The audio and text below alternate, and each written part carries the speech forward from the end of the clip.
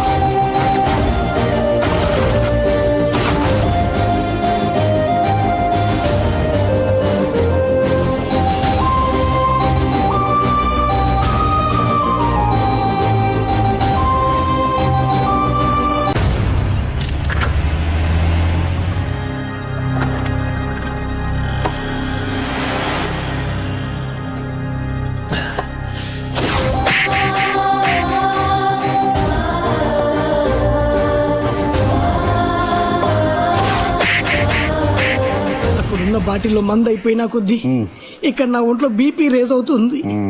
తాగాక ఏం చేస్తారని భయంగా ఉంది. బాబాయ్ నువ్వు వెళ్ళేదోటి చేస్తా. నేనా? చాలే ఊరుకో. అక్కడ చూడు. పొద్దున్నే దాని మొహం చూసినందుకే దాని కాలు విరిచి మెల్లో ఏలాడేశాడు.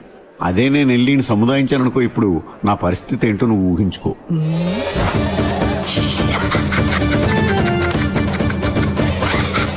అర్థమవుతున్నావు? నీ పరిస్థితి ఊహించుకుంటే నవ్వొస్తుంది. అంతొద్దమ్మా, నేను ఇంకా నయ్యం డైలాగ్ తోటే సరిపెట్టాను. నువ్వు యాక్షన్ ఓవర్ యాక్షన్ కలిపి చూపెట్టావు. నీ పరిస్థితి ఏంటో ఊహించుకో. ఇదిగో 5 పైసలు ఉంచుకో. బాబాయ్ తలుచుకుంటేనే నరకం కనిపిస్తుంది.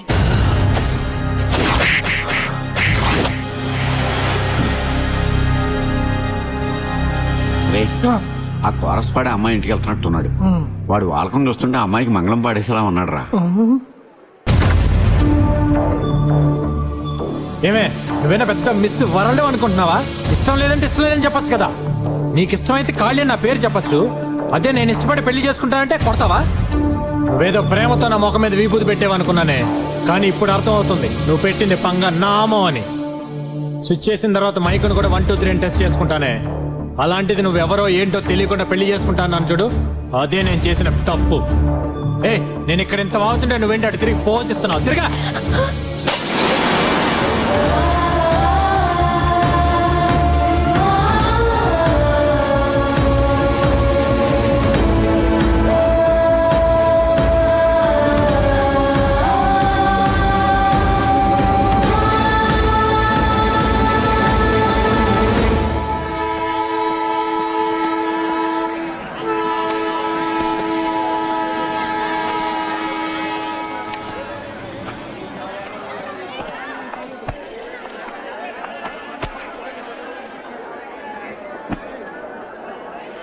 ఎంతండి ఇది? 300 అండి. 100 రూపాయలకి ఇస్తారా? మీరెందుకండి నవ్వుతున్నారు? ఏం లేదు, నేను 200కి అడిగితేనే ఆ బుక్ ఇవ్వలేదు. మీరు 100 రూపాయలకి అడుగుతుంటే నవ్వు వచ్చింది. మీకు ఇవ్వకపోవచ్చు, కానీ నా ఫేస్ చూసి ఇవ్వచ్చుగా. అవునవును, ఇస్తాడు, తీసుకోండి. ఫైనల్గా ఎంతకి ఇస్తావో చెప్పవా బాబు. చెప్పానుగా, ఇంకేం తగ్గదు. ఉంచుకో.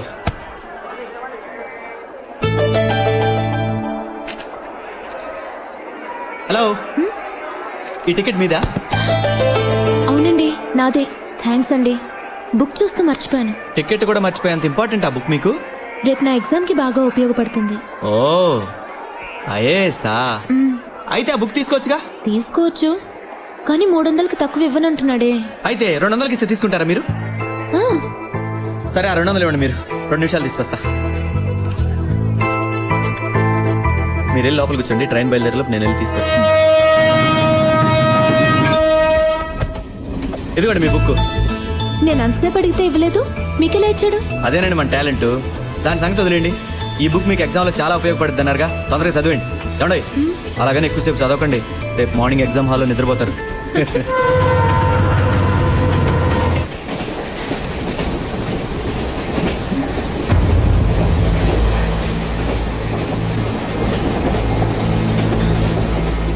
అబే, మీరు పడుకున్నారని బోర్ కొట్టి చదువుతున్నానండి. మిమ్మల్ని చూస్తే బోర్ కొట్టి చదువుతున్నట్టు లేదండి. నేను మీలాగే ఐఏఎస్ ఎగ్జామ్ రాయబోతున్నాను. నేను నమ్మలేకపోతున్నానండి. ఈ విషయం దాచాల్సిన అవసరం ఏమొచ్చింది? మీరే అన్నారుగా నమ్మలేకపోతున్నాను, అందుకే దాచాను. మా నాన్నగారు కలెక్టర్ ఆఫీస్లో ప్యూన్గా పనిచేసేవాడు. నేను కలెక్టర్ అవుతానంటే అందరూ నవ్వేవారు, ప్యూన్ కొడుకు కలెక్టర్ అవటం ఏంటి అని. అందుకే నేను ఎవరికి చెప్పుకోను. ఐఏఎస్ అంటే నాకు ప్రాణం అండి. నాలాంటి వాడి బుక్ కొనాలంటే ఎంతో కష్టపడాలండి. ఇందాక మీరు ఇదే కంపార్ట్మెంట్లో హైదరాబాద్ వస్తున్నారని తెలుసుకున్నాక, అట్లీస్ట్ మీరు చదివి పడుకున్నాకని చదువుకోవచ్చని మీ దగ్గర ఉన్న 200, నా దగ్గర ఉన్న 100 కలిపి ఈ బుక్ కొన్నాను. ఇప్పుడు మీరు లేచారుగా, మీరు చదువుకోండి. పర్వాలేదు, మీరే చదవండి. ఓకే.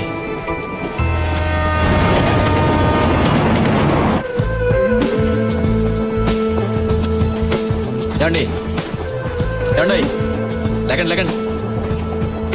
ఏంటండి అలా చూస్తున్నారు? వేరే ఫ్రెష్ డ్రెస్ లో కనిపిస్తుంటే. అదా, ఎగ్జామ్ రాసి ఎలాగో సాయంత్రం బయలుదేరిపోతాం కదా, మళ్ళీ దానికోసం రూము రెంటు, పైగా మన పర్సు కూడా పెద్ద వెయిట్ లేదు, అందుకే ఇక్కడ రెడీ అయిపోయా. సరే, నేను కూడా రెడీ అయ్యి వస్తాను. తొందరగా వెళ్ళండి, స్టేషన్ వచ్చేస్తుంది. అలా సూర్య నాకు పరిచయం అయ్యాడు. మరో అరగంటలో ఎగ్జామ్ స్టార్ట్ అవుతుందనగా ఆ రోజు ఎవరో రాజకీయ నాయకుడి హత్య జరగడం వల్ల వాళ్ళ మనుషులు గొడవ చేశారు, బంద్ చేయించారు.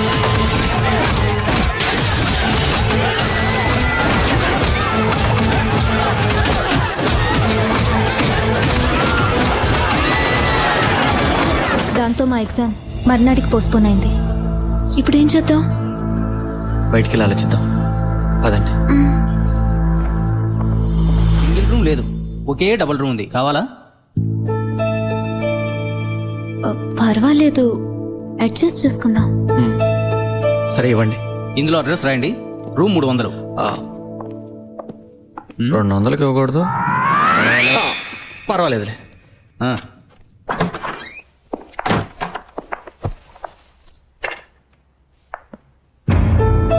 One second.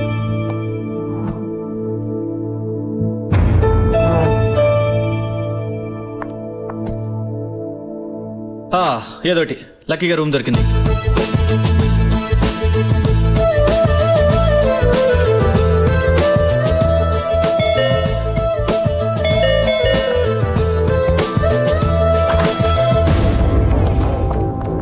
ఏ ఊరు మంది?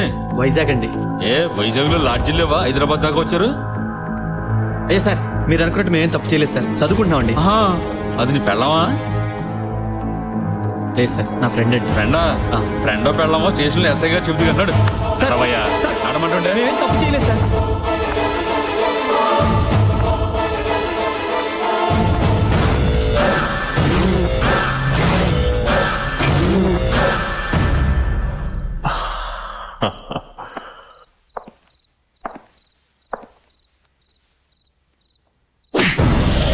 మరో పనేం లేదరా మీకు?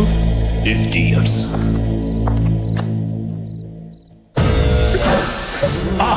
ఫ్రెష్ ఏంటి వ్యాపారానికి కొత్త? సార్, మేము ఎగ్జామ్ రాయడానికి వచ్చాం సార్. అబ్బబ్బబ్బబ్బబ్బా, ఈ వ్యాపారానికి ఎగ్జామ్ కూడా పెడుతున్నారా? సార్, మీరు తప్పుగా అనుకుంటున్నారండి.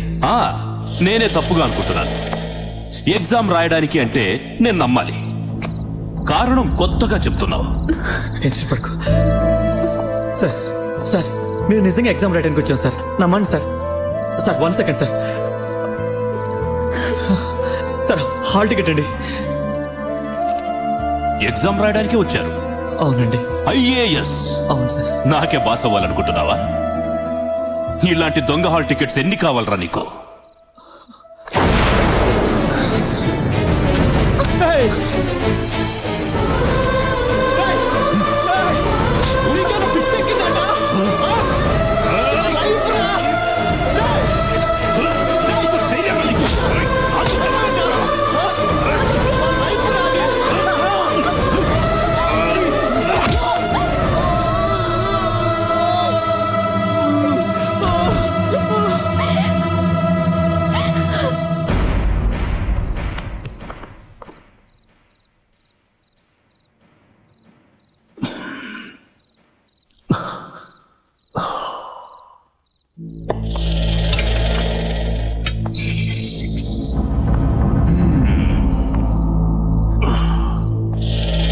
నాకు తెలుసు నువ్వు అలాంటి దానివి కాదని.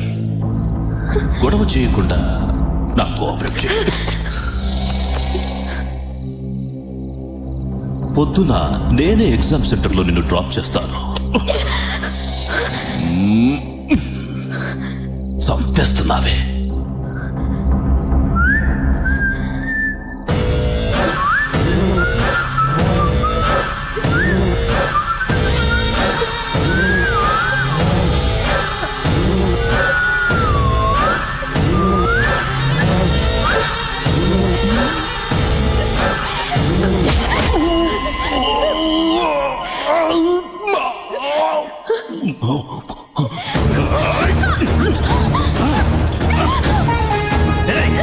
ఫోటోగ్రాఫర్ని పిలవండి.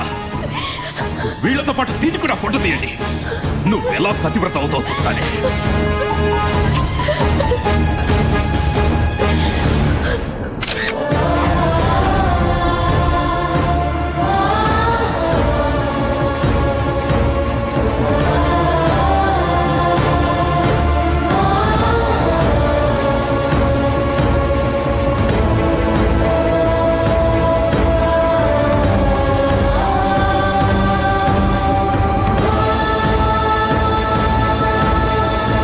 వ్యభిచార నేరారోపణ కింద అరెస్టు చేయబడిన జ్యోతి, సూర్యలు తాము చెప్పుకుంటున్నట్టుగా సివిల్స్ పరీక్షలకి హాజరు కావడానికే వచ్చారని నిరూపణ అయింది.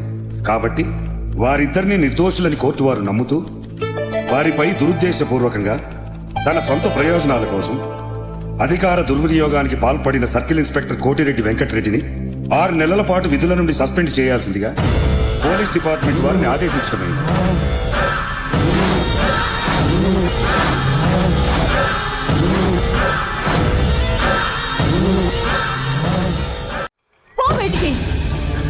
నీ నిర్వాకం పేపర్లో వచ్చిన దగ్గర నుంచి ఈ వీధంతా మా మొహాల మీద ఉమ్మేస్తున్నారు. నేనేం తప్పు చేయలేదు పిన్ని.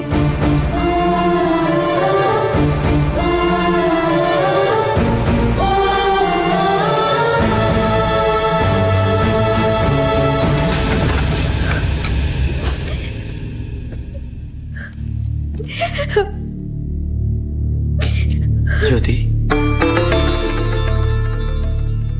మా ఇంటికి వెళ్దాం పదా.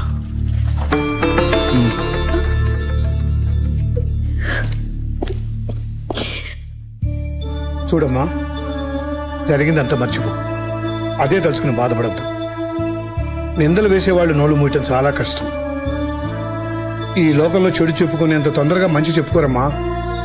నీకు ఎవరు లేరని బాధపడకు. మేమంతా ఉన్నాం కదా, ధైర్యంగా ఉండు. ఇవాళ నుంచి నువ్వు మా ఇంట్లో మనిషివేనమ్మా.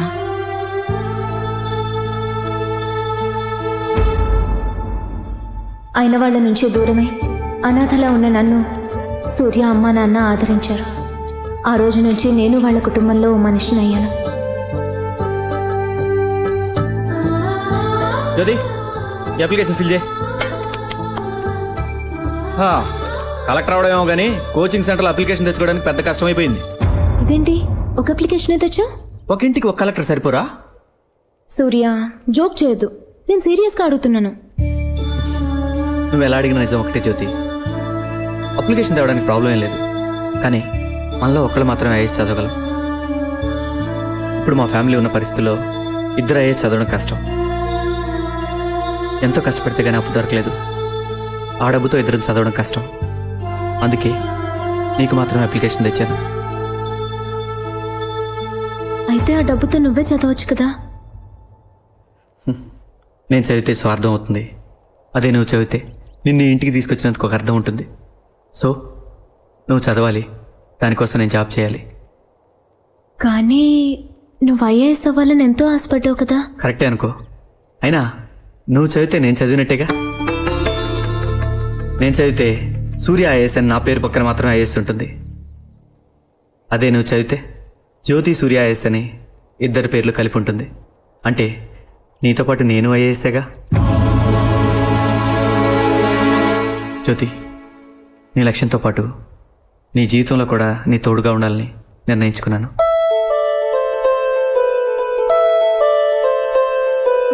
ఏయ్, ఇది పట్టుకొని ఇక్కడే ఉండు, ఇప్పుడే వస్తా. ఎక్కడికి? ఉండు బొంగోరు, వస్తాగా.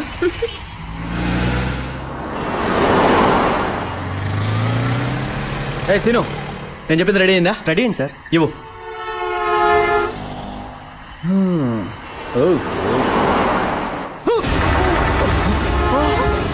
నీ అయ్యా చూసుకోండి రా, ఒళ్ళు నట్టు రాదా?